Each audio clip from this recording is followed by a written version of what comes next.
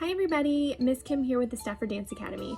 One of the questions that I've been receiving is how do we safely and effectively incorporate across the floor movements to our dance classes while we are still maintaining social distancing and following all of the recommended requirements and procedures?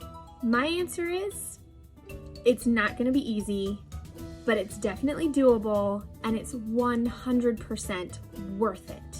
These kids love to travel. They love to move around the space, and spatial awareness is such an important part in dancers' dance education.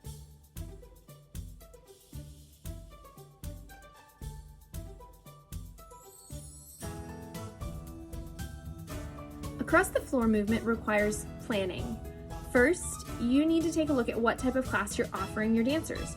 Are you offering them a face-to-face class back in the studio and it somewhat resembles a traditional dance class?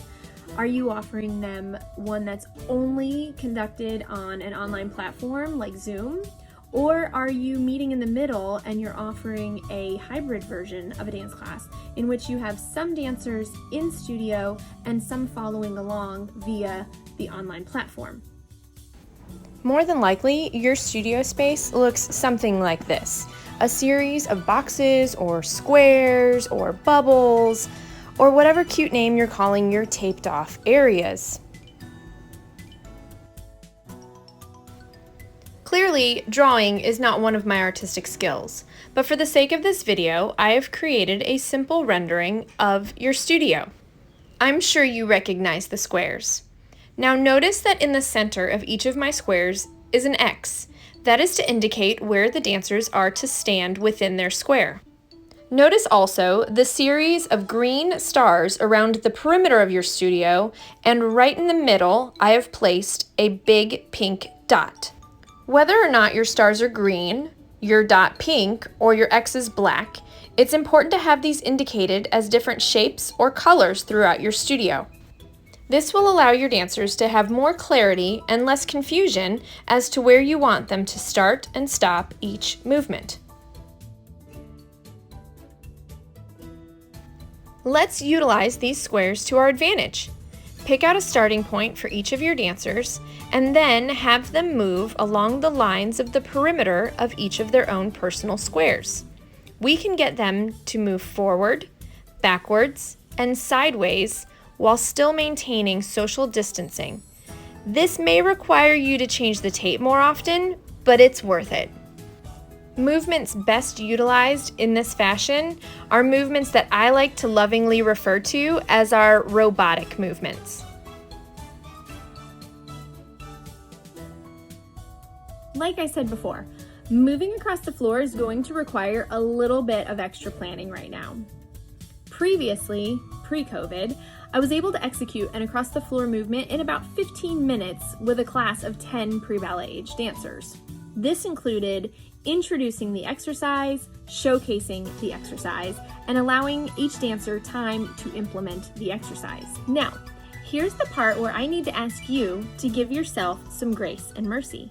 Because for the first few times, it may take 15 minutes just to explain to your young dancers your new system for going across the floor. But just like everything when we're dealing with the pre-ballet aged dancers, make it fun, be excited about it, and they'll jump right on board. Let's head back into the studio. We've already discussed how the dancers can execute simple movements around their box. Let's move now to the big pink dot in the center of your studio. This is going to indicate to the dancers where the teacher wants them to move to, turn around, and walk back to their original places, which are going to be the green stars along the perimeter of the studio. Now, you may spend some time the first few weeks directing each dancer on where you expect them to move to and where you expect them to move back to. Like, Susie, it's your turn now to move to the pink dot and move back to your green star.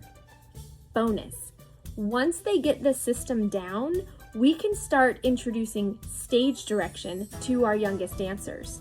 I need all of my dancers on stage left to move this way, and all of my dancers on stage right to move this way. When calling on your dancers to travel across the floor, do it in what seems to be a random pattern. This will help encourage social distancing, will help avoid running into somebody else's particles, and will keep your dancers engaged because they won't know who you're going to call on next. Treat it like a game and they'll play along. And because we're only utilizing half of your studio space, give your dancers the opportunity to try your across the floor movements more than once. Thank you so much for watching this video. I hope that it inspires you to take a look at your studio space and see how you can safely and effectively incorporate across the floor movements with your dancers.